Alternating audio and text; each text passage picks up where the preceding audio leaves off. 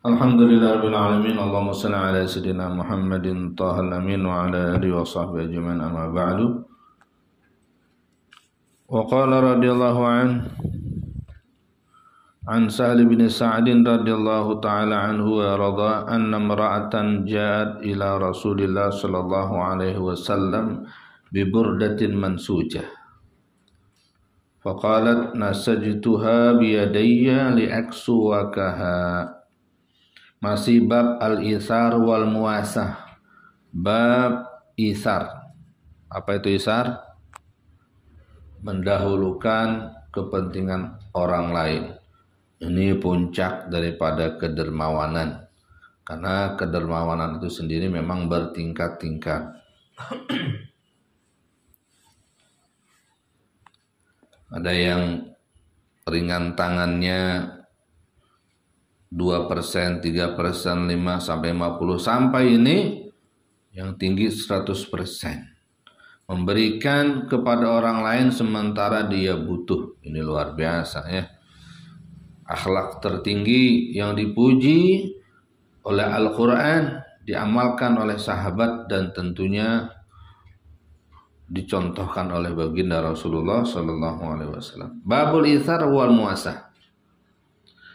Dari Sahal bin Sa'ad radhiyallahu anhu anna mar'atan, ada pernah seorang wanita ja'at ila Rasulillah sallallahu alaihi wasallam, datang kepada Nabi sallallahu alaihi wasallam bi burdatin mansujah, bawa semacam selendang atau kain yang sudah ditenun baik. Wa qalat, lalu si wanita bilang, nasajtuha bi yadayya liyaksuwakaha. Ya Rasulullah, aku tenun ini kain dengan kedua tangan saya. Niat saya untuk memberikan kepadamu sebagai pakaian. Sangat mahal kain pada saat itu. Barang langka. Enggak zaman seperti zaman sekarang, di mana-mana banyak ya. Makanya ini kita nikmat banget jadi umat di akhir zaman. Pakaian itu luar biasa, banjir. Bahkan di lemari masing-masing banyak pakaian.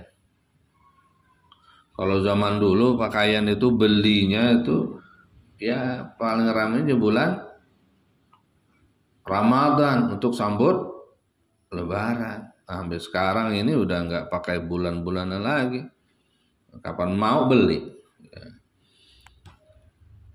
Fa akhazaha an-nabiy sallallahu alaihi wasallam muhtajan ilaiha. Begitu dikasih, langsung segera diambil oleh Nabi sallallahu alaihi wasallam muhtajan ilaiha. Nampaknya beliau sangat butuh dengan pakaian atau kain tersebut. Dan ini juga sebagai adab dari orang yang diberikan hadiah untuk segera mengambilnya. Karena itu menyenangkan orang yang memberi, jabaran li khatiriha bitalaqi hadiyatiha bil qabul. Kalau hadiah itu nggak diterima kan agak kecewa, kasihan udah bikin capek-capek nggak diterima. Jadi terima. Fa kharaja ilaina wa innaha la izaruhu. Sahabat cerita begitu pakaian diambil, dibawa masuk oleh Rasulullah, lalu Nabi keluar memakai izar. Memakai itu sarung, memakai itu tadi selendang itu disarungkan oleh Nabi. Jadi langsung dipakai, legirang. Begitu dikasih, dibawa ke dalam, dipakai langsung. Legirang banget itu yang enggak bagi. Ya. Lalu faqala fulanun, ada salah seorang di antara sahabat yang bilang, uksuniha ma ahsanaha. Ya Rasulullah, bagi dong tuh pakaian, cakep banget tuh. Baru juga dipakai. Dia bilang, ya Rasulullah, cakep tuh pakaian tuh, bagi dong. Lah coba itu. Ada orang berani-berani yang ngomong begitu. Faqala, Nabi SAW, "Na'am, iya baik-baik. Saya akan bagi." Fajalasan Nabi SAW fil majlis. Lalu pada saat itu Nabi duduk bermajlis. Nggak lama kemudian Tsumma raja'a fatawaha. Kemudian Nabi pun kembali setelah tadi duduk di majelis, masuk ke dalam lagi, ganti pakaian, ya. Lalu itu kain dilipat-lipat. Tsumma arsala biha ilaih. Lalu Nabi kirim, ya, pakaian tadi kepada orang yang minta. Melihat itu kaget sahabat, ya. Faqala lahul qaum, ya. Maka orang-orang ngomong nih sama orang yang minta, enggak disebutin namanya. Ya, sengaja. Ini repot juga ya hadis ini, kalau namanya disebutin sama perawi hadis malu seumur-umur.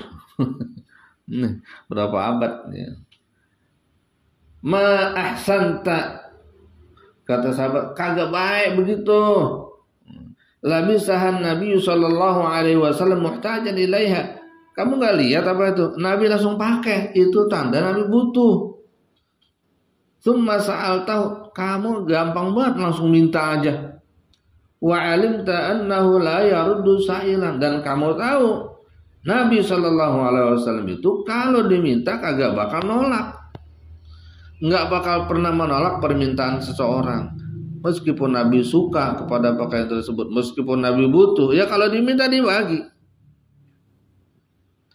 Masya Allah, dulu ada jamaah, ya, almarhum Habib Anis rahmatullah alaihi rahmatan abrar, ketika beliau memakai sorbannya, ketemu ada jamaah diminta langsung sorban, dia dibagi oleh Habib Anis.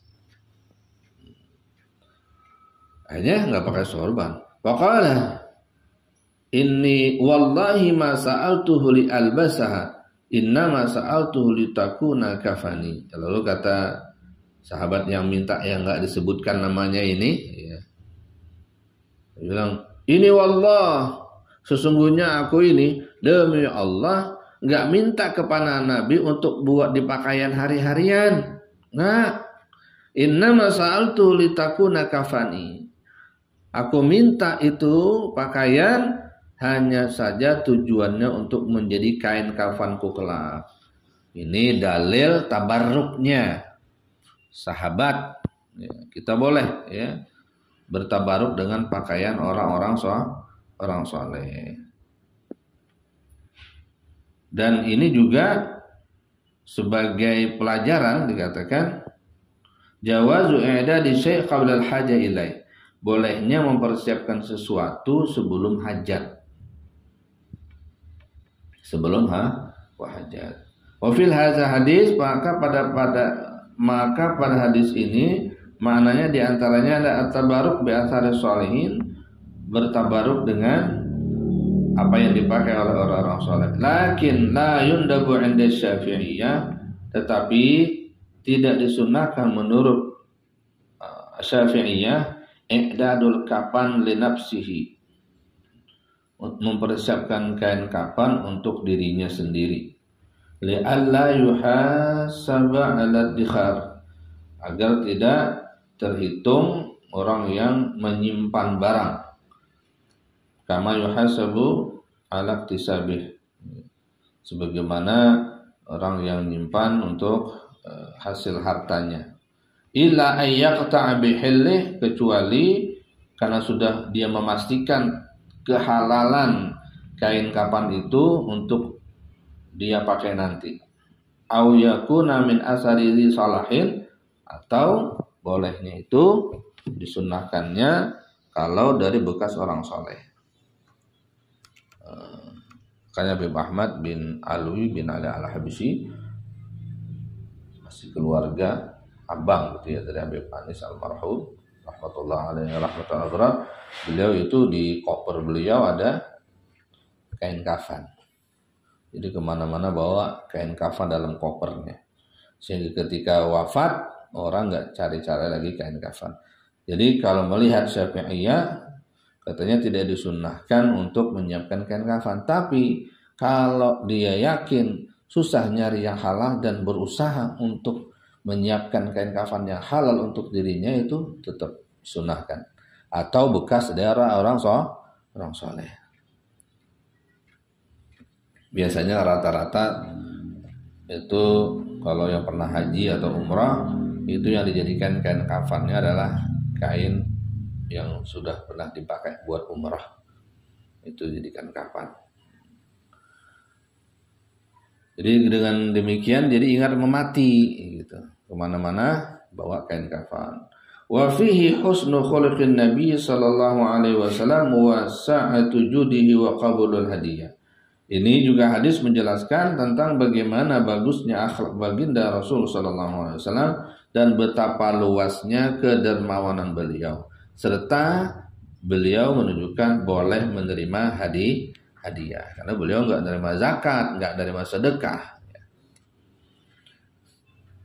Qala Sahal, kata Sahal, fakanat kafnatu, maka kafnahu ya, maka jadilah ternyata di akhir hayat orang yang meminta kain pakaian tadi untuk kafan, fakanat kafanahu, maka betul itu menjadi kain kafan untuknya.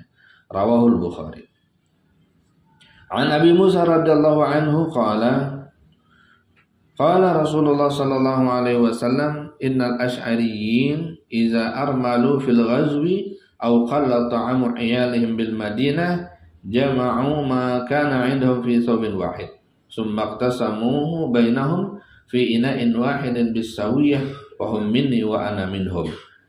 Kemudian hadis ini yang ke-568 menjelaskan tentang bagaimana sikap kedermawanan salah satu etnis yang namanya Asy'ariyin, kelompok Asy'ari, keluarga Asy'ari, yang dipuji oleh Nabi Shallallahu Alaihi Wasallam, bahkan diakui bagian dari Rasulullah Shallallahu Alaihi Wasallam.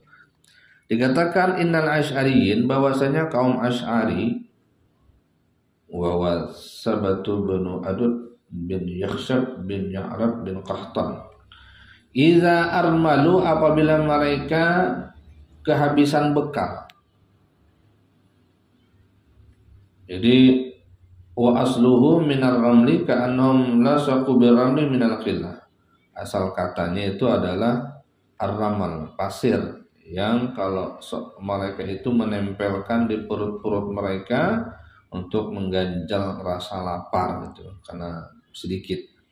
Akhirnya kalimat itu menjadi kalimat, jadi bahasa Arab armalu, ketika mereka kehabisan bahan.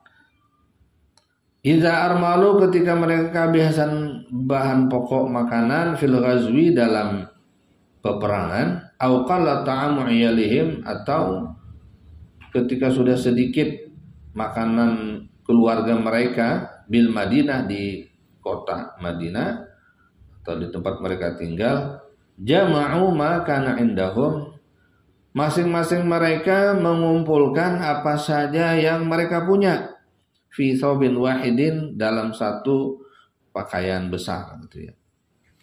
Jadi keluarga besar mereka itu, jadi umpamanya nih ada 40 santri, masing-masing bekalnya pada habis, dikit. Maka semuanya yang ada, mereka kurma 3 biji, ada kurma sebiji, ada punya 10.